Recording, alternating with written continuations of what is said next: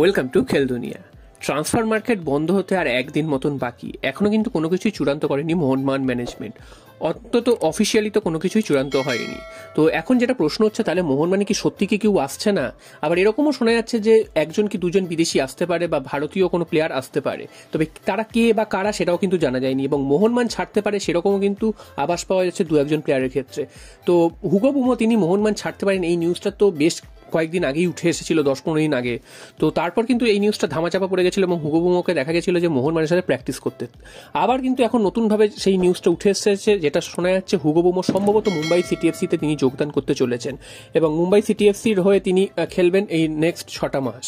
তো এখন অবধি অফিসিয়াল কিন্তু সেটা কোনো অ্যানাউন্সমেন্ট হয়নি যে হুগো বুমো ছেড়ে দিচ্ছে, কি যদিও ছেড়ে দেয় তার বদলে কে আসবে সেটা কিন্তু এখনো জানা যায়নি। তবে বিভিন্ন সূত্র মারফত জানা যাচ্ছে যে হুগো বুমো সম্ভবত মোহনবাগান ছাড়ছে।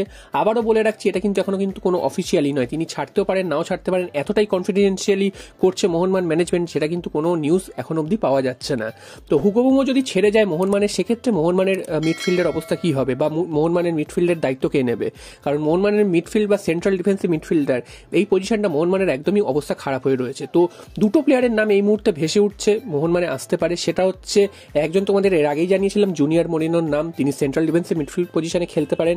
এবং আরও একটা নাম কিন্তু এই মুহূর্তে মার্কেটে ঘুরে বেড়াচ্ছে, সেটা হচ্ছে পেট্রি পেনানেন। তো এই প্লেয়ারটিও হায়দ্রাবাদ এফসির হয়ে তিনি খেলেছেন লাস্ট 6টা মাস এবং সেখানে তিনি যে খুব একটা ভালো পারফরমেন্স করেছেন একদমই না। ফিনল্যান্ডের প্লেয়ার, 33 বছর বয়স।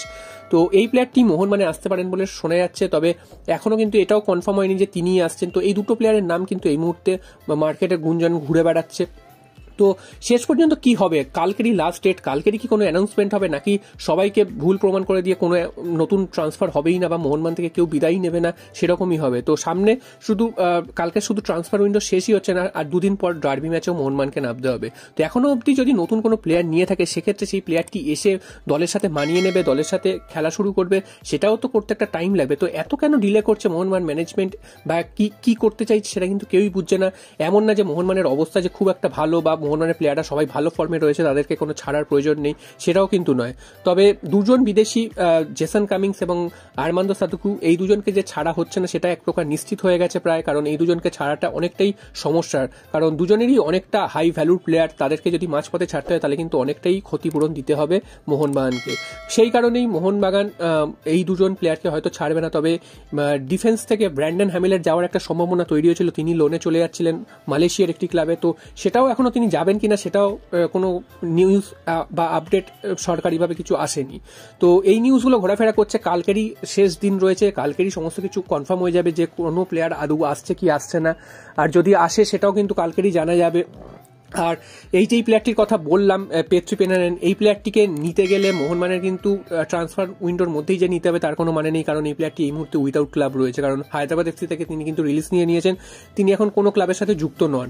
তো সুতরাং এই যেসব প্লেয়ার ফ্রি এজেন্ট রয়েছে তাদেরকে নিতে গেলে কিন্তু ট্রান্সফার উইন্ডোর মধ্যে যে নিতে হবে সেই বাধ্যবাধকতা নেই, তাদের কিন্তু পরেও নিতে পারে।